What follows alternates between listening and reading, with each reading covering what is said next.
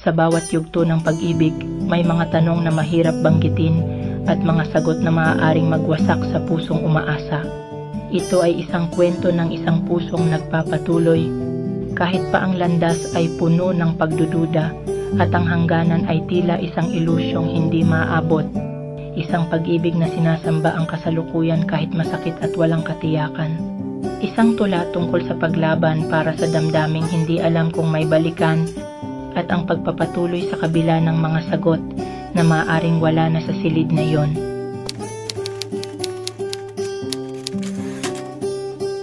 Baliw nga siguro ako, baliw sa pagmamahal na paulit-ulit kong ibinubuhos sa'yo.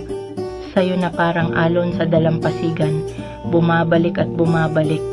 Kahit hindi ko alam kung aabutan pa ng iyong mga paa, bawat tanong ay natatakot akong itanong, kasi baka ang sagot ay hindi ko kaya.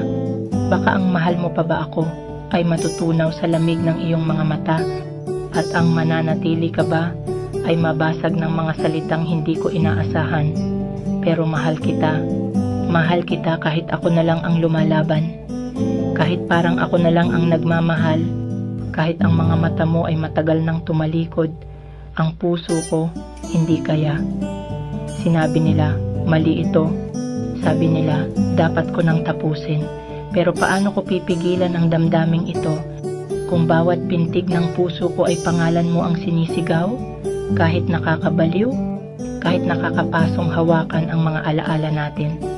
Kahit mali, dahil sa huli, ikaw pa rin ang tahanan ng lahat ng pag-asa ko, kaya nandito pa rin ako. Naghihintay sa mga sagot na alam kong maaaring masaktan ako.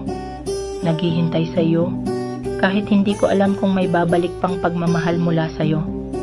Pero ganito ang puso ko, handang maghintay, handang magmahal hanggang sa dulo, kahit ako lang ang natitirang nagmamahal.